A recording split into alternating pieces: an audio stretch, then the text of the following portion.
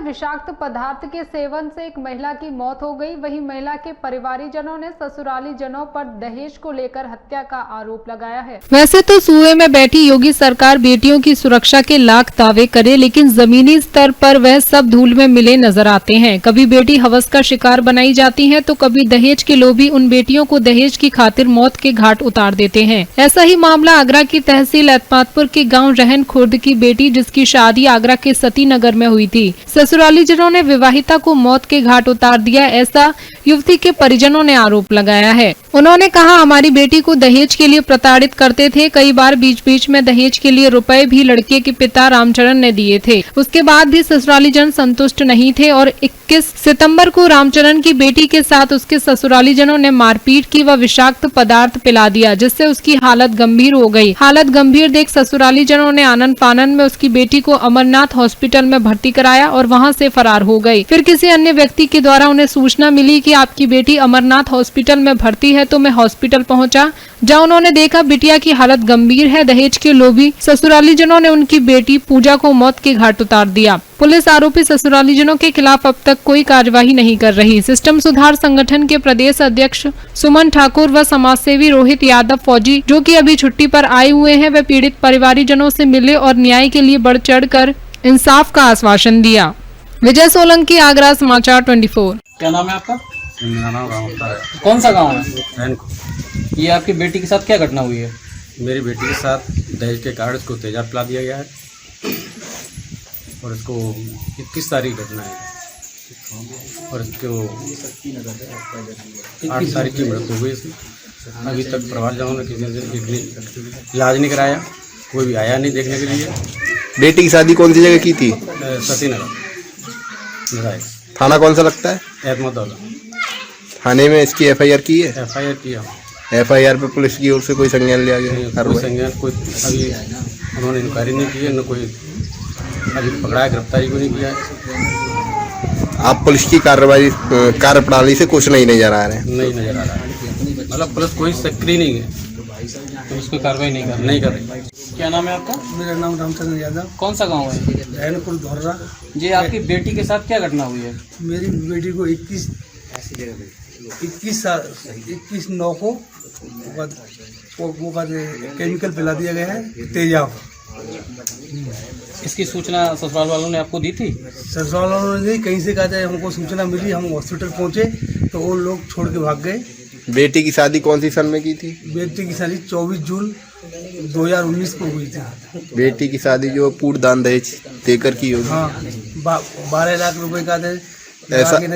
ऐसी कोई एक साल में कोई ऐसी स्थिति घटी हो जिससे आपको लगा हो कि परिवारजनों से परेशान कर रहे हैं दहेज के लिए या फिर किसी अन्य चीज़ के लिए? परिवारी जन का बार बार का पैसे मांगते थे और मैंने कहा थे, एक बार का 20,000 रुपये उनको दिए, फिर बार बार मांगते रहे। मेरे भाई ने, छोटे भाई ने कहा 8,000 रुपये दिए और एक रिश्तेदार से भी वो 10,000 रुपये लिए।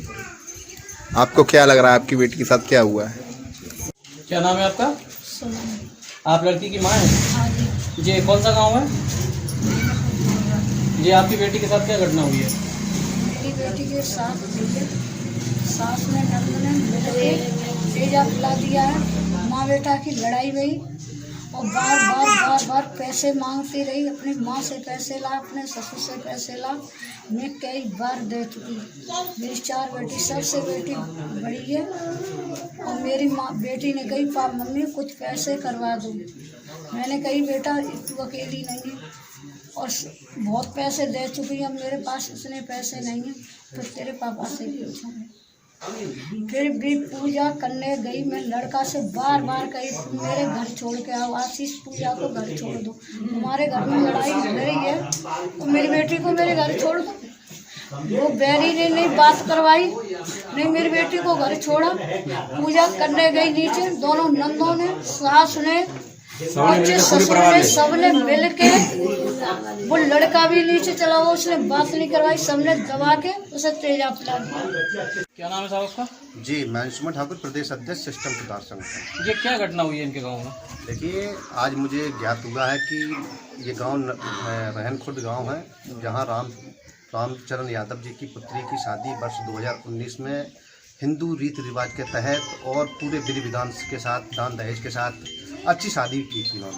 और इन्होंने शादी सतीनगर आगरा में की थी, लेकिन वो जो लड़के वाले थे और जो लड़का था वो कहीं ना कहीं दहेज का लालची था, जिसके कारण आए दिन लड़की को प्रताड़ित तथा शोषण किया करते थे, आर्थिक रूप से, सामाजिक रूप से तथा मानसिक रूप से, जिसके कारण लड़की काफ़ी विचलित रहती थी, परेशान रहती थी। लेकिन कुछ ही समय एक माह पूर्व ही उन दहेज के लोभियों ने इस लड़की को मारपीट की। मारपीट करने के पश्चात उसके सास, ससुर, ननद तथा लड़के ने जबरन तेजाब पिलाकर उसे मारने की चेष्टा की, जिसके उपरांत किसी प्रकार से इन्हें 21 तारीख की घटना थी, 21/9/2020 की 22 तारीख को अज्ञात लोगों के द्वारा इन्हें सूचना प्राप्त हुई, जिसके बाद इन्होंने वहां गए और उस लड़की को हॉस्पिटल में एडमिट कराया, जिसके बाद इन्होंने संबंधित थाना अहमदपुर दोरा में FIR दर्ज की है। FIR दर्ज करने के बाद पुलिस की बड़ी लापरवाही रही इस मामले में। क्या नाम है आपका? मेरा नाम रोहित कुमार है और मैं जो है फोर्स में जॉब करता हूँ। रोहित फौजी के नाम से ही लोग मुझे जानते हैं। जी, इस गांव में क्या घटना हुई है? घटना देखिए, इस गांव की हो या किसी दूसरे गांव की हो, मानवता को शर्मसार करने की घटनाएं आए दिन डेली होती रहती हैं। और इन चीज़ों को रोकने के लिए हमारे देश में एक नहीं है, कई सारे स्तर पर चैनल बनाए गए हैं। सरकारी है, यानी प्रशासन है, शासन है, NGO है, बहुत सारी चीज़ें। इस गांव में जो घटना घटी है, जैसा मुझे कल से जो जानकारी मिली है, जब मैं यहाँ से निकल रहा था तो उस समय पर पड़ोस से पता चला कि इस गांव में जो है एक हमारी बेटी थी, मिलने वाले हैं, उनकी बेटी है। और ये गांव था यहाँ पे शक्तिनगर। उस गांव के अंदर उन्होंने करीब आज से 1 साल पहले उस बेटी की शादी की हिंदू रीति रिवाज के साथ, जैसे हम करते हैं विधिवत तरीके से। हर पिता अपनी बेटी की शादी इसलिए करता है कि ताकि उसकी बेटी सुरक्षित रहे जीवन भर, बहुत सारी चीज़ें जांचते हैं। लेकिन मिला क्या, वही जिसका हमें डर रहता है।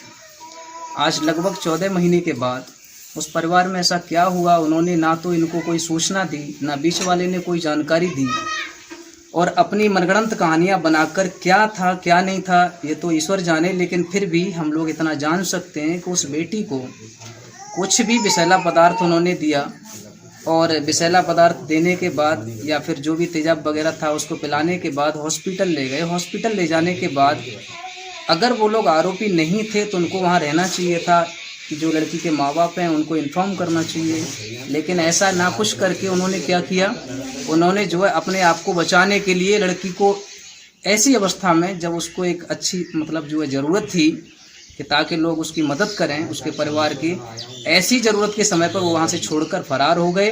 परिवार वाले पहुँचे, वहाँ पहुँचने के बाद कंडीशंस देखी, डॉक्टरों के अनुसार जो भी ट्रीटमेंट था, बेचारे परिवार ने, पीड़ित परिवार ने अपनी पॉकेट से पैसा लगाया। चलिए, बेटी इनकी थी, फर्ज बनता है लगाएंगे। लेकिन जिस तरीके से उनके खिलाफ मुकदमा दर्ज कराया, समथिंग 24 को कराया था, 24 तारीख को मुकदमा दर्ज कराया, और लड़की का जो है उस बेचारी ने दम तोड़ दिया था 8 तारीख को।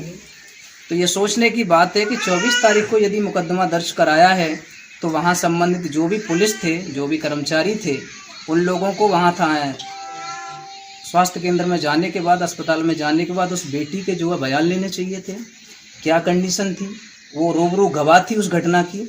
ऐसा भी होता है, क्या उनको नहीं पता था कि डॉक्टरों से मिलते कि अगर ज़्यादा गंभीर हालत है, हो सकता है बेचारी दम तोड़ दे, तो इसका तो सबूत ही खत्म हो जाए।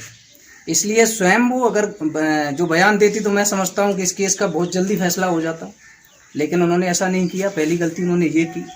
दूसरी बात ये है कि चलिए, फिर बेटी ने दम तोड़ दिया, जो भी रिपोर्ट आई, चाहे वो जो है पोस्टमार्टम रिपोर्ट आई, जो भी कुछ होगा, तो उसके आधार पर पुलिस को जो जिम्मेदारी दी गई है, हमारी एक उम्मीद रहती है न्याय व्यवस्था से, हमें किसी से कोई शिकायत नहीं होती। हमारी शिकायत सिर्फ और सिर्फ इतनी है कि हमारी समाज के अंदर जो क्राइम बढ़ रहा है, चाहे वो किसी भी समाज की बेटी हो, उसके साथ जब भी अन्याय होता है तो हम लोग दूर दूर से आकर के ये गुहार लगाते हैं सरकार के सामने, शासन के सामने, कि हमें न्याय मिले, पीड़ित परिवार की जो है मदद की जाए।